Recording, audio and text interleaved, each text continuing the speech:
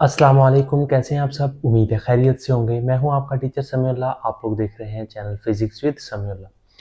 Last lecture number 5 के अंदर हम लोगों ने जिस चीज़ को डिस्कस किया था वो है इको ऑफ द साउंड।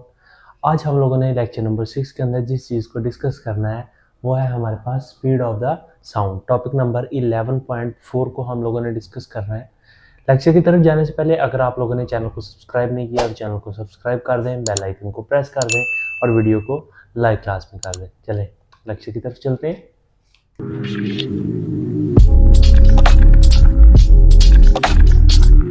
अच्छा, इसके अंदर ना साउंड वेव्स के अंदर वो एक चीज़ हमें बता रहे हैं। ये बेसिकली है एमसीक्यूज है, पैराग्राफ टाइप है।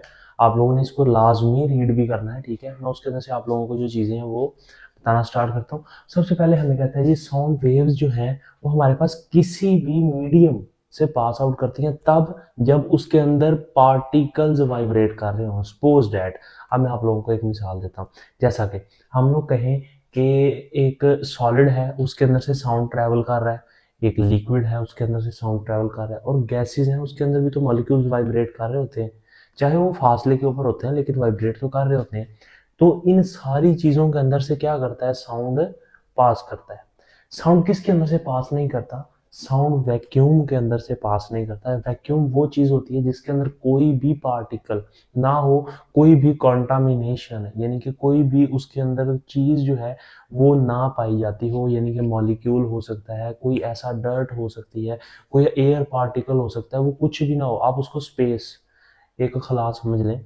उसके अंदर जो है वो भी एक वैक्यूम की तरह ही होता है, ठीक है। उसके बाद नेचर ऑफ द मीडियम जो है वो इफेक्ट करती है साउंड के ऊपर। अब नेचर कौन सी है, ठीक है, वो कोई भी नेचर हो सकती है, ठीक है। नेचर ऑफ द मीडियम का जिसके अंदर से पास कर रहे हैं, जैसे एयर हो सकता है, लिक्विड हो सकता है, सॉलिड हो सकता है। तो एयर के अंदर जो साउंड की स्पीड को कैलकुलेट किया गया है वो हमारे पास 343 मीटर पर सेकेंड है। लेकिन इसके अंदर एक और चीज़ मैं आपको बताना चाहूँगा कि ये जो चीज़ है ये कितने के ऊपर, एट 21 सेल्सियस के ऊपर, या आप कह लें atmospheric pressure 1 atm। Atmospheric pressure जो होता है इसके ऊपर इस चीज़ को हम लोगों ने क्या किया है, मेजर किया है, ठीक है। अब इसके अंदर एक और चीज़ है, जो लिक्विड्स है ना उसके अंदर साउंड की स्पीड जो है वो 5 टाइम्स ग्रेटर होती है। ये आप लोगों ने जेन में रखना ही है, एमसीक्यूज है, ठीक है। 5 टाइम्स ग्रेटर होती है, 1715 मीटर पर सेकेंड होती है। इसी तरह सॉलिड्स के अंदर जो स्पीड ऑफ साउंड है वो कितनी है, 15 है, 15 टाइम्स ग्रेटर है, ठीक है। इसको इसके साथ मल्टीप्लाई किया तो हमारे पास 5145 मीटर पर सेकेंड आ गया, ठीक है। अब आप लोगों ने लेक्चर नंबर हम लोगों ने जो पढ़ा था वेव इक्वेशन वाला, चैप्टर नंबर 10 के अंदर हमने उसके अंदर ये वाला रिलेशन भी पढ़ा था। हमने किसी भी वेव की अगर हम लोगों ने निकालनी हो, स्पीड निकालनी हो, तो हम ये वाली चीज़ को इस्तेमाल करते हैं, ये वाले फार्मूले को, ये वाले इक्वेशन को इस्तेमाल करते हैं। तो स्पीड ऑफ साउंड यानी कि वो भी तो एक वेव है ना, उसको निकालने के लिए हम क्या करेंगे, स्पीड ऑफ साउंड को v is equal to F lambda. और इस चीज़ को आप लोगों ने ध्यान में रखना है, स्पीड ऑफ साउंड जो है वो वेरी करती है, चेंज होती है विद टेम्परेचर, ह्यूमिडिटी, और एक चीज़ और थी वो था प्रेशर। प्रेशर के साथ भी जो है ये वेरी कर रही होती है। ठीक हो गया, यहाँ तक आप लोगों को समझ आ गया। अच्छा जी, अब हम लोग चलते हैं एक एक्सपेरिमेंट की तरफ कि एक्सपेरिमेंट जो है उसके अंदर हमने क्या चीज़ कैलकुलेट करनी है, हमने साउंड कैलकुलेट करना है, स्पीड और साउंड कैलकुलेट करना है। अच्छा, फर्स्ट ऑफ ऑल हम लोग देखते हैं यहाँ पे हमारे पास एक ऑपरेटर्स है जिसके अंदर हम मेजरिंग टेप है, हम उससे मेजर कर सकते हैं लेंथ को। उसके बाद स्टॉप वॉच है एंड फ्लैट वाला है। मैं यहाँ पे कहता हूँ कि एक आदमी है वो यहाँ पे ऐसे खड़ा है, ठीक है। उसने क्या करना है, हम एक्सपेरिमेंट के अंदर हमने एक फ्लैट वॉल ली और क्या किया, हम लोगों ने इसका डिस्टेंस जो है वो कितना रखा, यहाँ से यहाँ तक इसका डिस्टेंस रखा जो कि है हमारे पास 50 मीटर, 50 मीटर, ठीक है। यहाँ से यहाँ तक उसका जो है वो साउंड क्या जो हमारे पास था लेंथ वो कितनी होगी, 50 मीटर। हम लोगों ने मेजरिंग टेप से, और इसके हाथ में जो है वो स्टॉप वॉच है, ठीक है, जिसके ऊपर इसने क्या करना है, उसको कैलकुलेट करना है, ठीक है।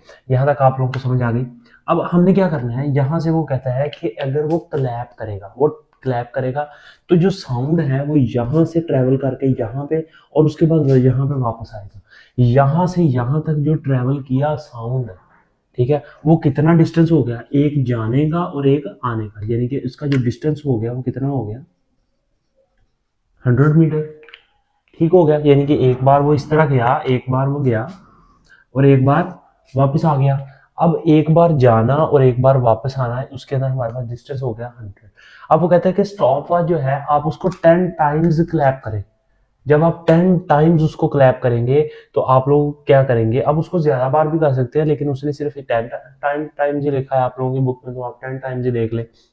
ठीक है, तो वो आपके पास जो टाइम आएगा हम उससे क्या करते हैं, स्पीड फाइंड आउट कर सकते हैं। जो स्पीड का फार्मूला है v is equal to D over T, यहाँ भी ये वाला डिस्टेंस आ जाएगा और ओवर में ये टाइम आ जाएगा जिस टाइम के अंदर ये साउंड ने ट्रेवल किया था। ठीक है, मोस्ट ऑफ द मीडियम्स के अंदर आप लोगों के पास साउंड जो है उसका टेबल आप लोगों को यहाँ पे नजर आ रहा होगा। ठीक है, और यही वाला हमारे पास जो था वो एक्सपेरिमेंट है, आप लोगों ने इसको भी रीड कर लेना है। और यहाँ पे आप लोगों को इसकी थ्योरी जो है उसका भी आप लोगों को नज़र आ रहा होगा यहाँ पे एक तस्वीर। ठीक है, आप लोगों ने इसको भी लाजमी रीड कर लेना है।